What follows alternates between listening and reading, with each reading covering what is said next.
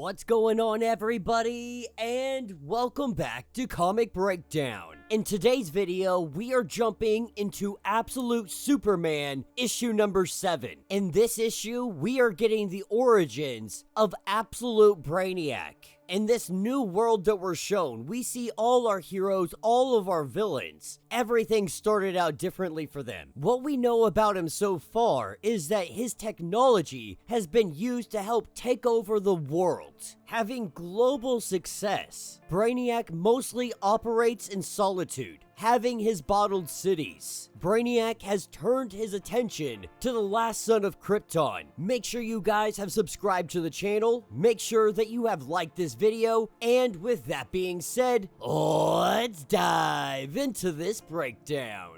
Alright guys, so we're picking up in the Nevada desert. We're picking up at Brainiac's facility. Right now, the Omega Men are trying to make their way in here. They're trying to figure out what's going on. These soldiers all telepathically communicating. They're trying to figure out what Brainiac's hiding in here. This place is pulling a ridiculous amount of power from the grid. But as they go to look around, we see one of the Omega Men. A purple aura surrounds him, and what it does is shrink his skin. As the man's skin is peeled off of his body, his thoughts going out to the others, while another begins to puke up blood and bones. These Omega Men had no idea what they were stepping into, and this is where we see him, Brainiac. Half robotic, wires coming out of his fully exposed brain. Needless to say, this is not the Brainiac that we know. Taking the last surviving Omega Man, he straps him in. He begins to experiment on him. As he tinkers away, he cannot help but think about Superman going to all the shrunken cities. More than a dozen from galaxies spread across the universe. But nobody knows anything. Brainiac even goes as far as threatening all of the cities. Threatening to turn their air to acid, to boil them alive by the billions, to starve them until they eat their own children, smashing entire cities down to nothing. This Brainiac is very unedged, apologizing to the man strapped down he's been experimenting on, saying that he loses his mind when he becomes angry, something that he's tried carving out of his mind, out of his brain, but has not accomplished being able to take it out. This is where we jump to the past. We pick up with Brainiac 419732 coming to life, coming online. This Brainiac is greeted by Brainiac Prime, and Prime is letting Brainiac 419732 know that he serves the collective. His level is 0. Your function to dispose of all the dead bodies. Shovel it into the liquidator. This is the extent of the knowledge that is required for your life. This is what Brainiac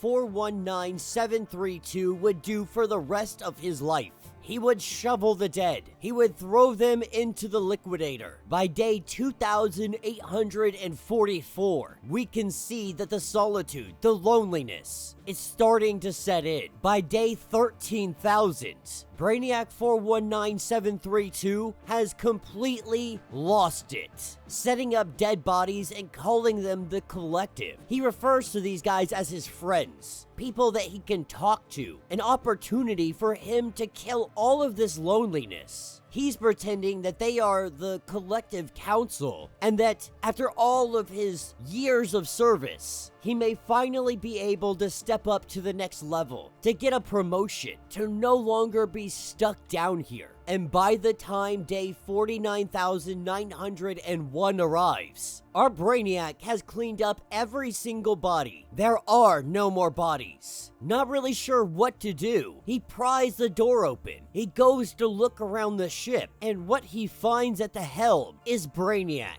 Something or someone has killed him. With the ship completely empty, Brainiac 419732, he has just promoted himself to Brainiac 1.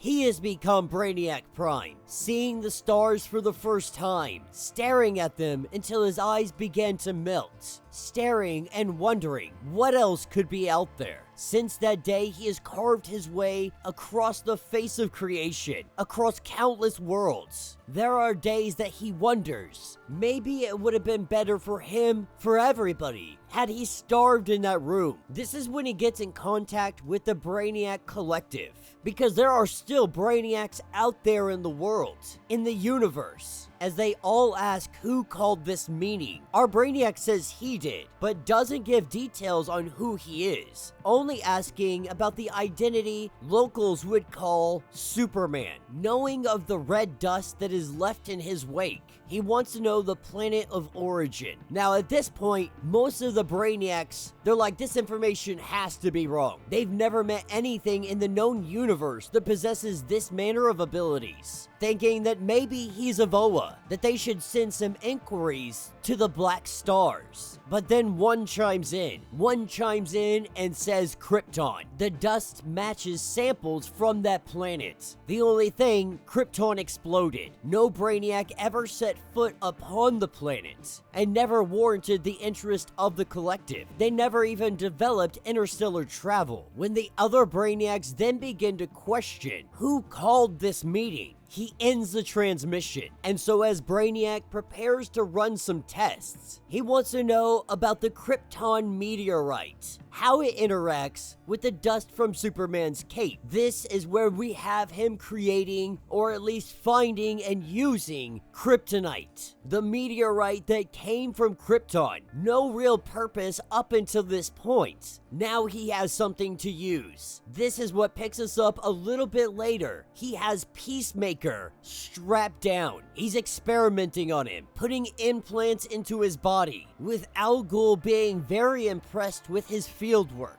He is being trusted with a very special deployment to what is soon going to be the most dangerous war zone on the planet. They're sending him to Kansas. And that will be the end of this issue. So let me know what you guys think down in the comments. Absolute Superman has been fantastic.